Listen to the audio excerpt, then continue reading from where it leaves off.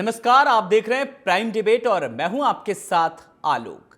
लोकसभा चुनाव का बिगुल बज चुका है और कांग्रेस अभी अपने प्रत्याशी तक नहीं उतार पाई है। क्या कांग्रेस को जीत के कम चांस लग रहे हैं, या यूं कहें कि थोड़ी उम्मीद कम लग रही है, या फिर गुटबाजी की टेंशन बनी हुई है? चुनाव लड़ने से क्यों इनकार कर रहे हैं कांग्रेस के दिग्गज, ये एक बड़ा सवाल है। क्या कांग्रेस को इन 5 सीटों पर कड़ी मशक्कत करनी पड़ रही है, या फिर बीजेपी के दिग्गजों के सामने दमदार प्रत्याशी नहीं मिल रहे हैं? आज इस पूरे मामले पर चर्चा करेंगे। इसकी सबसे पहले एक खास रिपोर्ट देखिए। इन दिनों सभी दलों में लोगों के आने जाने का सिलसिला जारी है, लेकिन कांग्रेस में देखने को मिल रहा है कि नेता खुद ही चुनाव लड़ने से मना कर रहे हैं। ऐसे में यह जानना जरूरी है कि आखिर कांग्रेस के दिग्गज नेता लोकसभा चुनाव लड़ने से मना क्यों कर रहे हैं। क्या कांग्रेस के नेता मान चुके हैं कि मोदी की जीत पक्की है और कांग्रेस का जीतना संभव नहीं है, या फिर कांग्रेस के दिग्गज हारी हुई बाजी पर दांव नहीं लगाना चाहते हैं, या पार्टी के अंदर गुटबाजी के चलते खुद के निपटने का डर सता रहा है? ऐसे सवालों के पीछे कांग्रेस के दिग्गज नेताओं की वो इच्छा है जिसमें उन्होंने चुनाव नहीं लड़ने की बात आला कमान को बताई थी। वहीं इस पूरे मामले को लेकर पीसीसी चीफ दीपक बैज सब ऑल इज वेल बता रहे हैं। पीसीसी चीफ ने दावा किया कि 2 दिन के अंदर टिकटों का निराकरण हो जाएगा और संभवतः बहुत जल्दी 5 सीटों का भी लिस्ट सब कमेटी में चर्चा होने के बाद लिस्ट जारी होता है। मुझे लगता है शायद 1 से 2 दिन और लग जाएंगे। देखिए, हम लोगों ने तो कह दिया कि सब कमेटी डिसीजन ले लेगा और संभवतः कहीं कोई दिक्कत नहीं है, लगभग सब क्लियर है। बस लिस्ट जारी करना है, बस हाईकमान जब भी लिस्ट जारी कर दे, और हम लोग को चाहिए रहे कि जल्द लिस्ट जारी हो जाए। वहीं डिप्टी सीएम अरुण साव ने कांग्रेस पर तंज कसते हुए कहा कि कांग्रेस की आज ऐसी हालत हो गई है कि कोई टिकट लेने वाला नहीं है। कांग्रेस पार्टी से प्रत्याशी के रूप में कोई लड़ना नहीं चाहता है, क्योंकि जनता का विश्वसनीयता अब कांग्रेस खो चुकी है। उन्होंने कांग्रेस के द्वारा उतारे गए 6 प्रत्याशियों को जनता के द्वारा नकारे गए लोग बता दिए हैं। बीजेपी ने दावा किया कि इस बार फिर से छत्तीसगढ़ की जनता कांग्रेस को नकारते हुए 11 की 11 लोकसभा सीटों पर भारतीय जनता पार्टी के झोली में आएगी। आज कांग्रेस के हालात ये हो गए हैं कि कांग्रेस का कोई टिकट लेने वाला नहीं है। कांग्रेस प्रत्याशी के रूप में कोई लड़ना नहीं चाहता है, क्योंकि जनता की विश्वसनीयता कांग्रेस पार्टी खो चुकी है। 6 प्रत्याशी जो दिए हैं कांग्रेस ने, वे जनता से नकारे गए लोग हैं। जनता ने जिन्हें छोड़ दिया, रिजेक्ट किया जनता ने, ऐसे प्रत्याशियों को चुनाव के मैदान में उतारा है। एक बार फिर छत्तीसगढ़ की जनता उन्हें नकारेगी। 11 की 11 लोकसभा सीटें भारतीय जनता पार्टी की झोली में आएगी। बीते दिनों कांग्रेस पार्टी से पूर्व विधायक, कई वरिष्ठ नेता समेत 400 से अधिक नेता कांग्रेस का दामन छोड़कर बीजेपी का हाथ थाम चुके हैं। तो वहीं छत्तीसगढ़ के 5 लोकसभा सीटों पर प्रत्याशी उतारने में कांग्रेस पार्टी बिछड़ गई है। पार्टी अब तक सिर्फ 6 सीटों पर ही प्रत्याशियों को मैदान में उतार पाई है, जबकि भाजपा सभी 11 लोकसभा सीटों पर आचार संहिता लगने से पहले प्रत्याशियों को ऐलान कर चुकी है। दिल्ली में कांग्रेस की केंद्रीय चुनाव समिति की बैठक हो रही है, लेकिन वहां कुछ सीटों पर प्रत्याशियों को लेकर पेच फंसा हुआ है। सबसे ज्यादा मुश्किल कांग्रेस को बस्तर, बिलासपुर, सरगुजा, रायगढ़, कांकेर लोकसभा सीट को लेकर है। देखना यह होगा कि बीजेपी के दिग्गजों के सामने कांग्रेस कौन से दमदार चेहरे उतार कर गुटबाजी करने में कामयाब होती है। टीवी 27 न्यूज डेस्क से अरुण गुप्ता की रिपोर्ट। तो सवाल तमाम सारे हैं कि बीजेपी के दिग्गजों के सामने दमदार प्रत्याशी नहीं मिल रहे हैं, और यह सवाल सोचिए जरा कि क्यों उठ रहा है कि प्रत्याशियों में दरअसल लगातार अभी भी कुछ सीटों का ऐलान होना है, मंथन लगातार जारी है। आचार संहिता लगने से पहले बीजेपी ने अपने सारे प्रत्याशी उतार दिए, लेकिन कांग्रेस जो है वो अभी इसमें पीछे चल रही है। तो बीजेपी की बात करें तो देखिए 5G की स्पीड से चल रही है, और कांग्रेस अभी भी ये कहा जा रहा है कि 2G की स्पीड से पीछे नजर आ रही है। तो दिग्गजों ने क्यों बनाई है दूरी, और दूरी के पीछे क्या उनकी दूरदर्शिता नजर आ रही है? कांग्रेस में उम्मीदवारों का संकट है क्या? तो ये तमाम सारे सवाल हैं जिनके जवाब आज हम आए हुए मेहमानों से जो हमारे साथ जुड़ेंगे जानेंगे और समझेंगे, और बिना कुछ देर के हुए आए हुए मेहमानों से अपने दर्शकों का परिचय कराना चाहेंगे। सबसे पहले वासु शर्मा जी हैं, बीजेपी के पैनलिस्ट। वासु जी नमस्कार, बहुत बहुत आपका स्वागत है। डॉक्टर आर के शुक्ला जी हैं, राजनीतिक विश्लेषक। डॉक्टर आर के शुक्ला जी नमस्कार, आपका भी बहुत बहुत स्वागत करना चाहूंगा। और डॉक्टर शिल्पा देवांगन जी हैं कांग्रेस की पैनलिस्ट। डॉक्टर शिल्पा देवांगन जी नमस्कार, आपका भी बहुत बहुत स्वागत है। मैं सबसे पहले डॉक्टर शिल्पा देवांगन जी के पास आ रहा हूं। मैम, जिस तरीके से लगातार जो आरोप लग रहे हैं कि अभी कांग्रेस से लोग दूरी बना रहे हैं, उम्मीदवारों का संकट है क्या सब, या फिर कांग्रेस पहले ही सरेंडर कर चुकी है, ये तमाम सारे सवालों के जवाब जरा मैं सबसे पहले जो उठते हुए सवालों के, या यूं कहें कि ज्वलंत सवालों के जवाब आपसे ही चाहूंगा मैम। जी नमस्कार। देखिए आलोक जी, मुख्य रूप से कांग्रेस जो है एक बहुत बड़ी संगठन है और बहुत पुरानी और अनुभवी पार्टी है। उसकी अपनी एक विचारधारा है। यहाँ के जो कार्यकर्ता और जो नेता कांग्रेस की विचारधारा से प्रभावित रहते हैं, वो कार्यकर्ता हैं जो अंग्रेजों के समय से देश को गुलामी से आजाद कराने में सहयोग देते आए हैं और देश के नवनिर्माण में अपनी भूमिका निभाते आए हैं। तो कांग्रेस का जो संघर्षशील कार्यकर्ता है वो न तो किसी से डरता है और न ही किसी से भयभीत होता है। ये सब जो बातें होती है वो भारतीय जनता पार्टी की मनगढ़ंत कहानियां होती हैं। मुख्य रूप से कांग्रेस जो है वो लोकसभा में चाहे किसी भी चुनाव में गंभीरता से लेते हुए चुनाव को अपने प्रत्याशियों की घोषणा करती है।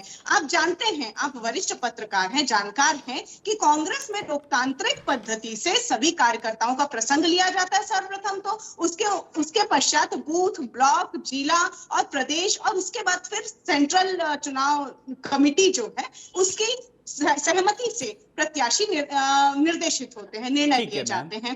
तो अभी भी लोकसभा में भी ये प्रक्रिया चल रही है। जल्द से जल्द जो प्रत्याशियों की नाम की घोषणा हो जाएगी।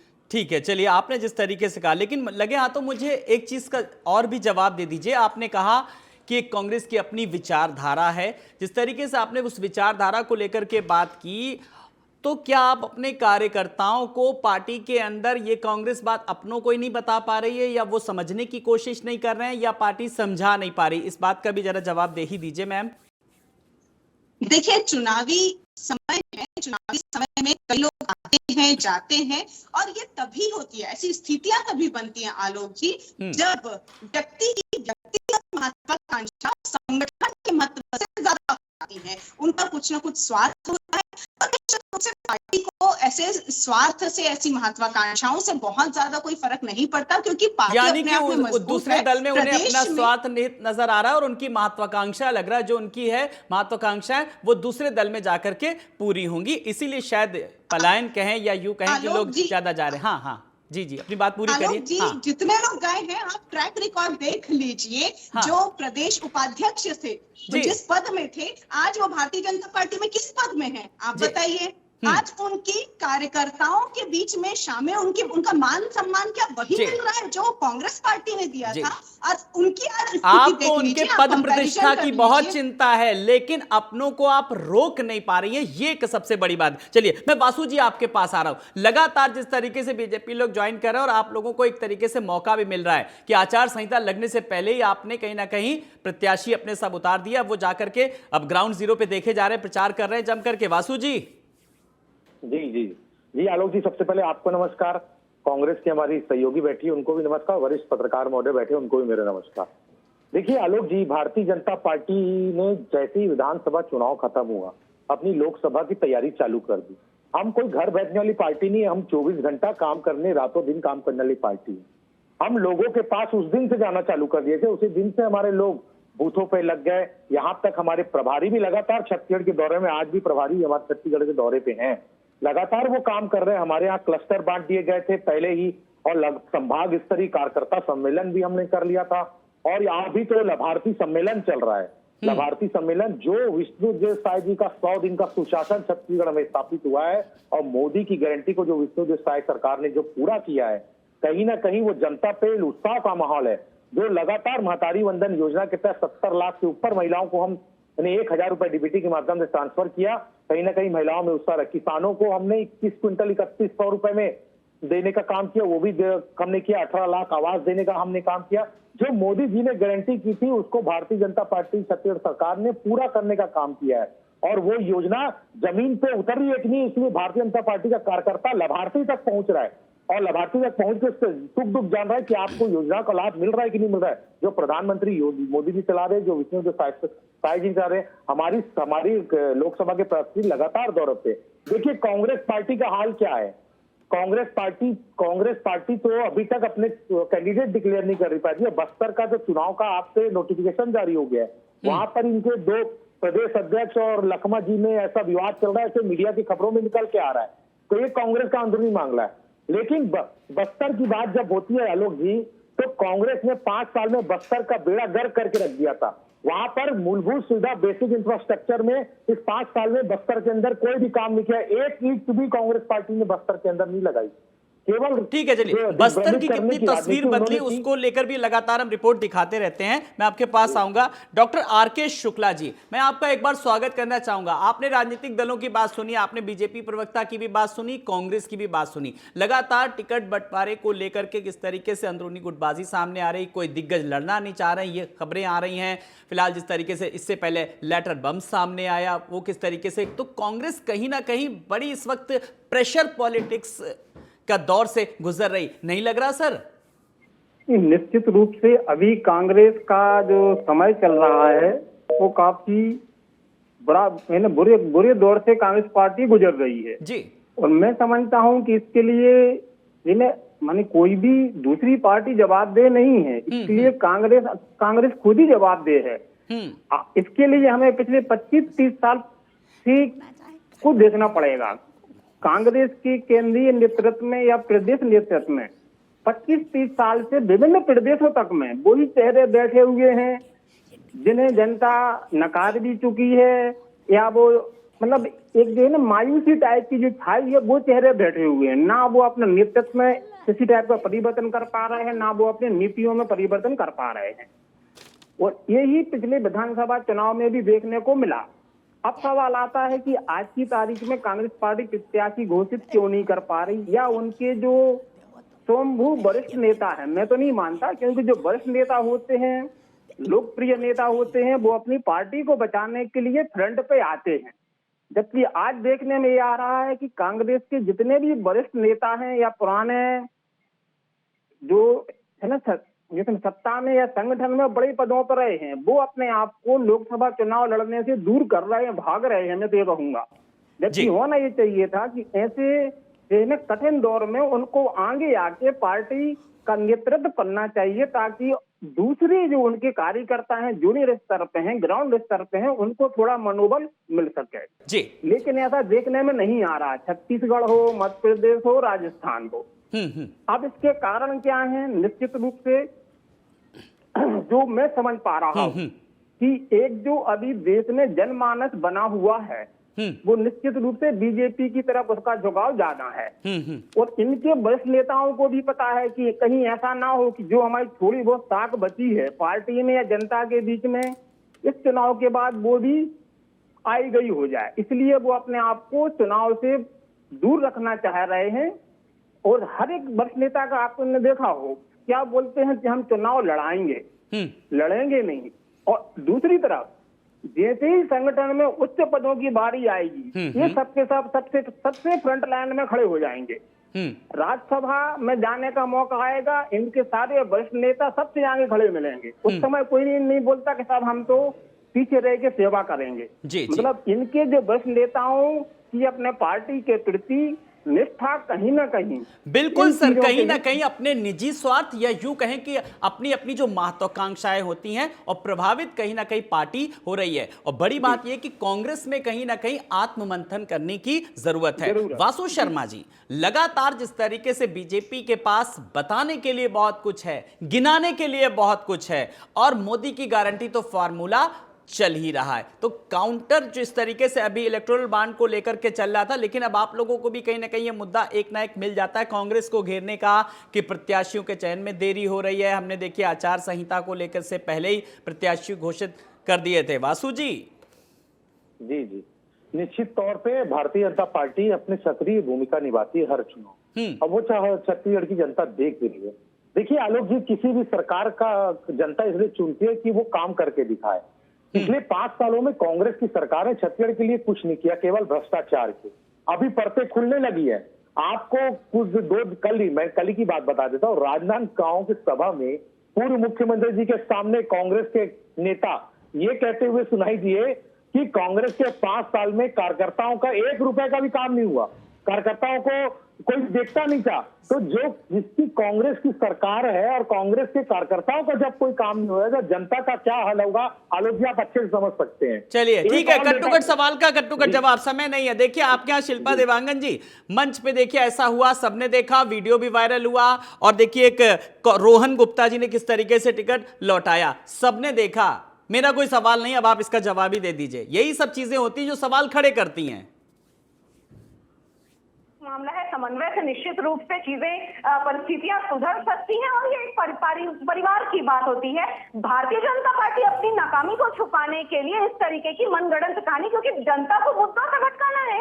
आज जो जनता परेशान है महंगाई के मुद्दे से, युवा परेशान है बेरोजगारी से, महिलाएं परेशान है महंगाई से, तो इस तरीके के किसान परेशान है, किसान आज आंदोलित है, आक्रोशित है, इन मुद्दों से इनको भटकाना है। इसलिए ये कांग्रेस के आंतरिक चीजों में मनगढ़ंत कहानी बना करके ये पेश करते हैं। सबसे बड़ा चुनावी चंदा घोटाला तो इन्होंने किया है। इलेक्टोरल बॉन्ड के बारे में तो ये नहीं बताते हैं। इलेक्टोरल बॉन्ड के बारे में मैं आपको बताना चाहूंगी आपके लोकप्रिय चैनल के माध्यम से कि भारतीय जनता पार्टी ने चुनावी चंदा घोटाला किया है, जिसमें देश की संपत्ति के साथ में भ्रष्टाचार किया, देश की जनता की भावनाओं के साथ खिलवाड़ किया। मैडम आप जो मुद्दा उठा रही है ना, मैं आपको बता रहा हूं मैडम, आप सही फोरम पे उठाइए, सदन में आप विपक्ष की भूमिका में हैं, आप उठाइए मुद्दा, डिबेट में उठाने से कुछ थोड़ी ना होगा। जी वासु जी अपनी बात रखिए। शिल्पा जी कह रही है कि इलेक्ट्रल बॉन्ड से केवल भारतीय जनता पार्टी को चंदा मिला, जिसके पार्टी के 303 सांसद है उसको 6000 करोड़ का चंदा मिला, और विपक्ष के 242 सांसद है उनको 14000 करोड़ का इलेक्ट्रॉन बॉन्ड मिला। तो अब इलेक्ट्रॉन बॉन्ड तो आपको भी मिला है, हमारे आधे देश में अधिक जगह हमारी राज्य सरकारें हैं, आपके यहाँ 1-2 सरकारों में 14000 करोड़ का 14,000 करोड़ का बात कैसे मिला भैया?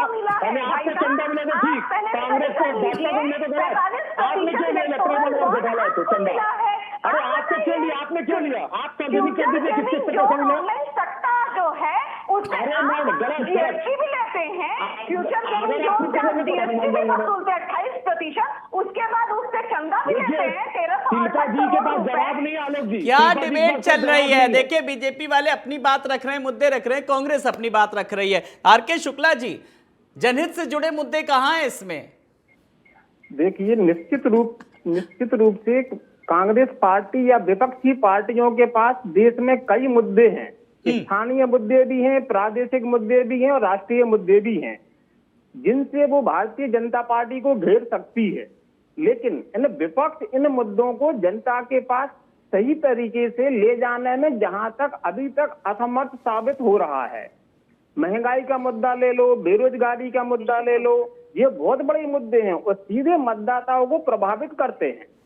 लेकिन भारतीय जनता पार्टी कांग्रेस पार्टी की 50 साल पुरानी चीजों को लेकर जनता के सामने पहुंच रही है, और कांग्रेस पार्टी जो भी ज्वलंत मुद्दे हैं उनको भी सही तरीके से जनता के सामने नहीं रख पा रही। तो यही कारण है कि कांग्रेस पार्टी हर मोर्चे पे भारतीय जनता पार्टी से पिछड़ती हुई नजर आ रही है। जी, और वासु जी, कांग्रेस की जो नाकामियां हैं, जो कमियां हैं, उनका कहीं ना कहीं आप लोग इसका पूरा भरपूर फायदा उठा रहे हैं। जी देखिए, कांग्रेस की नाकामियां हैं। कांग्रेस ने, मैंने पहले ही कहा आलोक जी, छत्तीसगढ़ में केवल एक ही काम किया है कांग्रेस ने, भ्रष्टाचार भ्रष्टाचार और भ्रष्टाचार। आपने लेटर बम की बात कही, मैं आरोप नहीं लगा रहा हूं, कांग्रेस पार्टी के महामंत्री सिसोदिया जी आरोप लगा रहे हैं कि पार्टी के फंड तक को किसी के खाते में ट्रांसफर कर दिया प्रदेश अध्यक्ष के बगैर पूछे। तो कांग्रेस का हाल तो ये, जब अपने ही पैसे को जब घोटाला हो जाए तो छत्तीसगढ़ की जनता का पैसे का क्या हाल इन्होंने। अच्छा चलिए, आप लोग जनहित की बात करते हैं। वासु जी मेरे सवाल का जवाब दे दीजिए। आपने कहा कि जिस तरीके से टिकट भी लौटाए जा रहे, बीजेपी ने इसको भी मुद्दा बनाया। भाई ऐसे तो कई नाम बीजेपी में भी हैं जो टिकट ला करके लौटाया। निश्चित तौर पे देखिए, किशन आपने जो बात की थी, पवन हमारे आसनसोल से जो इनको चुनाव लड़ेंगे बोले थे, लेकिन वो फिर से चुनाव लड़ने के लिए तैयार हैं और चुनाव लड़ रहे हैं। वो शुरू में उन्हें कुछ बात हुई, लेकिन हमारी पार्टी ने बात की तो चुनाव लड़ने को तैयार हो गए। अच्छा। अब भारतीय जनता पार्टी में तो लोग टिकट के लिए दावेदार इतने हैं ये हमको सोचना पड़ रहा है। भारतीय जनता पार्टी से हर आदमी चुनाव लड़ना चाहता है, क्योंकि जानता है कि मोदी जी का चमत्कारी नेतृत्व भारतीय जनता पार्टी के पास है। कांग्रेस के पास कोई नेता है ना नियत है। आप कांग्रेस पार्टी सबसे पहले कांग्रेस से सबसे पहले ये बता दो कि कांग्रेस कितने लोकसभा सीट में चुनाव लड़ रही है, उसके बाद भारत में सरकार बनाने की बात नहीं करेगी। आवश्यकता पड़ गई आपको?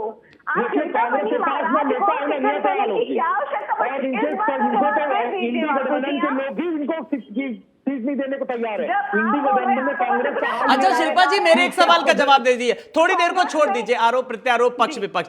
जब मैंने एक नैतिकता की जब मैं बात कर रहा हूं, मैं प्रत्याशी के चयन में देरी हो रही है अब देरी किस लिए हो रही है, किसी ने क्या किया, क्या मुद्दा, लेकिन सबसे बड़ी बात यह है कि बीजेपी ने अपने प्रत्याशी देखिए उतार दिया आचार संहिता के पहले। आप जब प्रत्याशी उतारेंगी तो वो कब जाएंगे जनता के बीच, कब प्रचार करेंगे, कब अपनी पार्टी की योजनाएं, कभी इस नजरिए से भी तो समझने की कोशिश करे कांग्रेस। आप जनता के बीच फिर कब अपने मुद्दे बताएंगे, कब अपनी योजनाएं बताएंगी?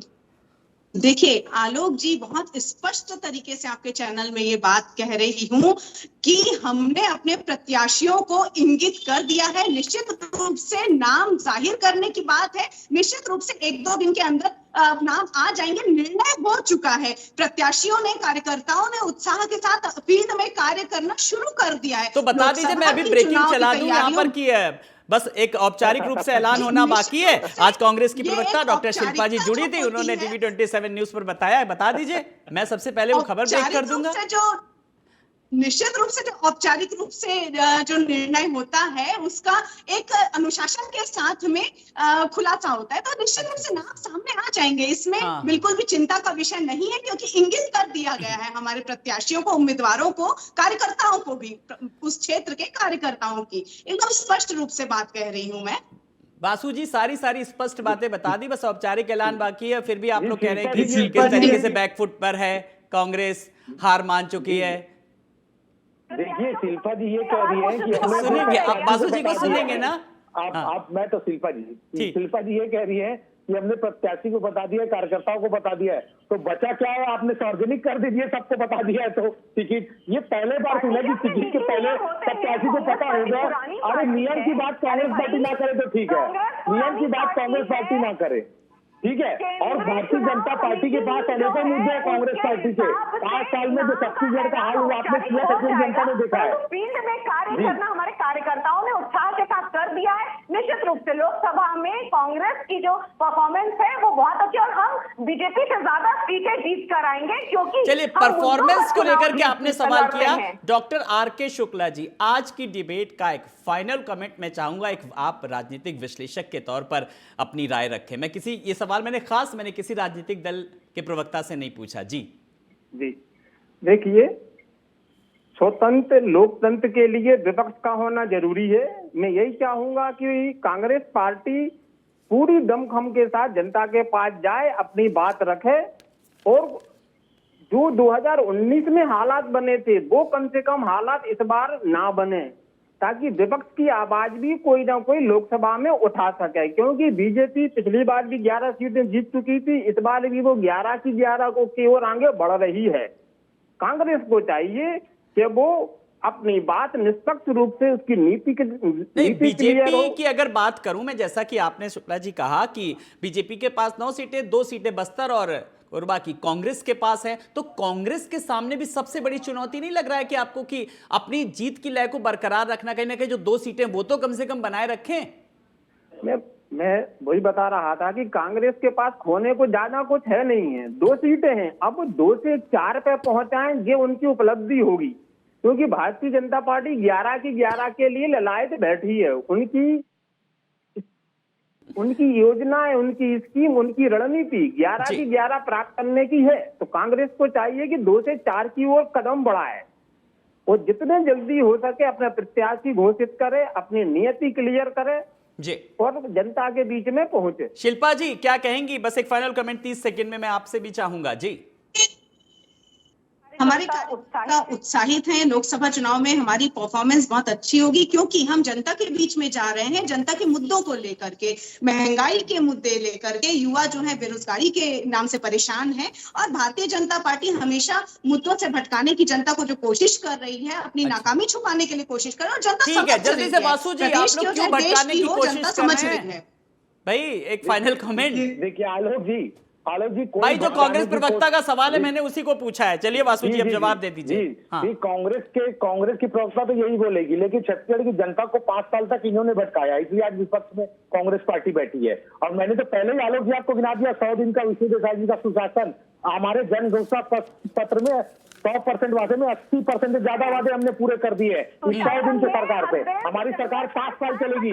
यहाँ पर सुशासन का राज होगा, यहाँ पर विष्णु देसाई जी ने सुशासन स्थापित किया है। चलिए अब कुछ मुद्दे सदन के लिए भी छोड़ दीजिए, पक्ष विपक्ष के लिए, सब डिबेट में नहीं। मुझे भी अब कमांड मिल रहा है डिबेट को वाइंड अप करने का। आप सब मेहमानों का बहुत बहुत शुक्रिया। वासु जी आपका भी, डॉक्टर आर.के. शुक्ला जी आपका भी, डॉक्टर शिल्पा देवांगन जी आप भी जुड़ी, आपने अपनी बात रखी, बहुत बहुत शुक्रिया। तो बीजेपी के दिग्गजों के सामने दमदार प्रत्याशी मिल नहीं रहे, सवाल ये भी उठ रहा है, और लगातार जिस तरीके से चर्चा जोरों पर है, लेकिन इंतजार है कांग्रेस के जो आने वाले समय में प्रत्याशियों के नाम होगा, बेसब्री से इंतजार है। नमस्कार।